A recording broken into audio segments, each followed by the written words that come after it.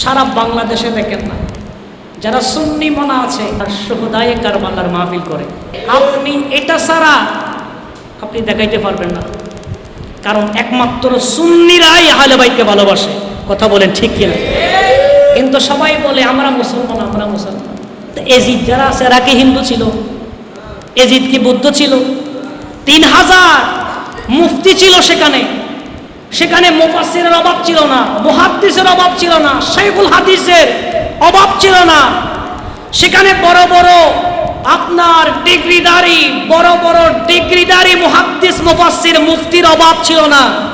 3000-এর উপরে হাফেজ কোরআন ছিল, যারা একসাথে দাঁড়িয়ে 30 পারা কোরআন মুখস্থ শুনাইতে পারত।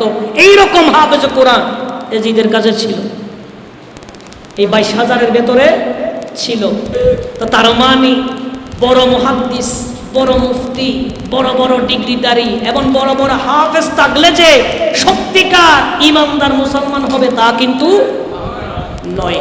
তো বুঝা যাবে কারবালার মাহফিলে কারা হুসাইনি আর কারা এজিদি। কথা বলেন ঠিক? কপাল কালো হবে, কপালে জট উঠে যাবে। যদি হুসাইনের মোহব্বত না থাকে তাহলে আপনি নামে মুসলমান, কামে হচ্ছে এজিদি।